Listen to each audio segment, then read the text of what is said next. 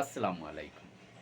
চতুর্থবারের গুরুত্বপূর্ণ ধারাবাহিক আলোচনায় ফৌজদারি কার্যবিধির সংশোধনীসমূহ। ১৬৭ এ ধারা একটি নতুন ধারা সংযোজন হয়েছে। গুরুত্বপূর্ণ এ ধারায় শোন অ্যারেস্ট ও আটক বিষয়ে ম্যাজিস্ট্রেটের কর্তব্য সম্পর্কে বলা হয়েছে। ১. মামলার তদন্তকারী কর্মকর্তা কোনো ব্যক্তিকে শোন অ্যারেস্ট দেখাতে আবেদন করলে যিনি অন্য মামলায় হেফাজতে আছেন অর্থাৎ গ্রেপ্তার আছেন, ম্যাজিস্ট্রেট এমন আবেদন অনুমোদন করতে অবশ্যই দেখবেন যে অভিযুক্ত ব্যক্তিকে ম্যাজিস্ট্রেটের সামনে হাজির করা হয়েছে কিনা, সংশ্লিষ্ট মামলার ডায়েরির এন্ট্রির কপি হাজির করতে হবে, অভিযুক্তকে শুনানির সুযোগ দিতে হবে, আবেদনটি যুক্তিসঙ্গত মনে হতে হবে ম্যাজিস্ট্রেটের কাছে। ২. পুলিশ রিপোর্টে যদি প্রকাশ পায় যে কাউকে গ্রেপ্তার করা হয়েছে মূলত প্রতিরোধমূলক আটক সংক্রান্ত কোনো আইনে আটক রাখার উদ্দেশ্যে, তাহলে ম্যাজিস্ট্রেট বিচার বিভাগীয় হেফাজতে আটক অনুমোদন করবেন না। ৩. ম্যাজিস্ট্রেট যদি বিশ্বাস করার কারণ থাকে যে আইনগত ক্ষমতাসম্পন্ন কোনো কর্মকর্তা কাউকে আটক করার ক্ষেত্রে আইনের পরিপন্থী কাজ করেছে, তাহলে তিনি কর্মকর্তার বিরুদ্ধে দণ্ডবিধির ২২০ ধারা অনুযায়ী ব্যবস্থা গ্রহণ করবেন। নতুন সেকশন ১৭৩ বি সন্নিবেশিত হয়েছে। ১. এ কোডে অন্য কিছু থাকলেও এই অধ্যায়ের অধীন প্রতিটি তদন্ত অপরাধ সংক্রান্ত তথ্য প্রাপ্তির তারিখ থেকে ৬০ কর্মদিবসের মধ্যে সম্পন্ন করতে হবে। ২. যুক্তিসঙ্গত কারণে যদি তদন্ত শেষ না হয় তবে তদন্তকারী কর্মকর্তা কেস ডায়েরিতে বিলম্বের কারণ লিপিবদ্ধ করবেন এবং অতিরিক্ত সময় বাড়ানোর জন্য ম্যাজিস্ট্রেটের নিকট আবেদন করবেন, আর সেই আবেদনের কপি তদন্ত তদারকি ঊর্ধ্বতন কর্মকর্তার নিকট প্রেরণ করবেন।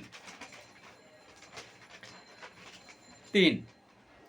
উক্ত আবেদনের প্রেক্ষিতে ম্যাজিস্ট্রেট আদেশের মাধ্যমে তদন্তের সময় যুক্তিসঙ্গত পরিমাণে বৃদ্ধি করবেন এবং তদন্তকারী কর্মকর্তা বর্ধিত সময়ের মধ্যেই তদন্ত শেষ করবেন।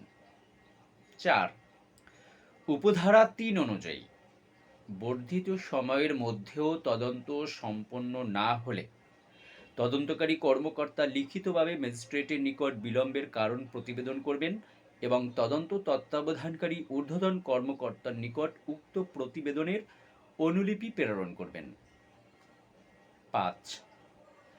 যদি তদন্তকারী কর্মকর্তা ৪ উপবিধি অনুযায়ী কোনো ব্যাখ্যা দাখিল না করেন, ম্যাজিস্ট্রেট কি করবেন?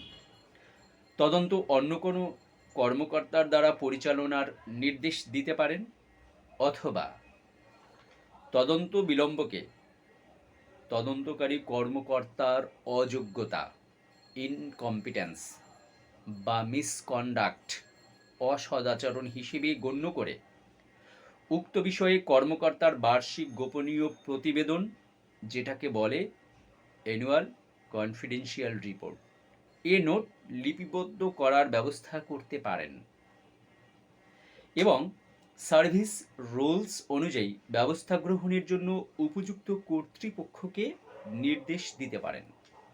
৬. তদন্ত প্রতিবেদন দাখিলের পর আদালত যদি নথিতে থাকা উপকরণ বিবেচনায় সন্তুষ্ট হন যে অভিযুক্ত হিসেবে নাম থাকা কোনো ব্যক্তিকে ন্যায় বিচারের স্বার্থে সাক্ষী হিসেবে গণ্য করা উচিত, তাহলে আদালত সে মর্মে আদেশ দিতে পারেন এবং উক্ত ব্যক্তিকে মামলার সাক্ষী হিসেবে গণ্য করা যাবে। ৭. বিচার শেষে আদালত যদি দেখতে পান যে তদন্তকারী কর্মকর্তা অবহেলাবশত বা ফৌজদারি দায় থেকে রক্ষার উদ্দেশ্যে কেস গ্রহণের সাক্ষ্য সংগ্রহ করতে বা বিবেচনা করতে ব্যর্থ হয়েছেন, অথবা যে ব্যক্তিকে অভিযুক্ত করা উচিত ছিল তাকে সাক্ষী হিসেবে গণ্য করা হয়েছে, বা কোনো গুরুত্বপূর্ণ সাক্ষীকে কোনো যুক্তিসঙ্গত কারণ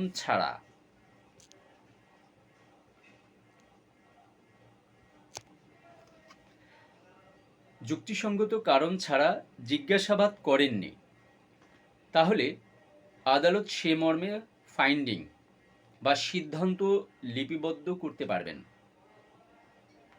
উক্ত কাজ বা অবহেলাকে অসদাচরণ বা অযোগ্যতা হিসেবে গণ্য করতে পারেন এবং আইন অনুযায়ী কর্মকর্তার বিরুদ্ধে যথাযথ আইনগত ব্যবস্থা গ্রহণের জন্য নিয়ন্ত্রণকারী কর্তৃপক্ষকে নির্দেশ দিতে পারেন। ধারা 247 সংশোধন করা হয়েছে, এটি অতটা গুরুত্বপূর্ণ নয়। ধারা 250 সংশোধন করা হয়েছে, এর পরিবর্তে শ্যাল বসবে। এটি যারা এমসিকিউ এক্সাম দেবেন তাদের ক্ষেত্রে গুরুত্বপূর্ণ হতে পারে।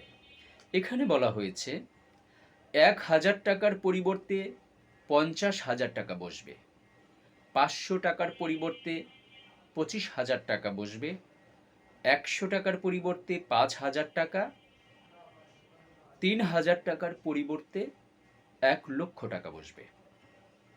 ধারা 260 এটি সংশোধন করা হয়েছে। এখানে সকল ক্লোজগুলোতে ডি, ই, এফ, জি এগুলোতে 10,000 টাকার পরিবর্তে 5 লক্ষ টাকা করা হয়েছে।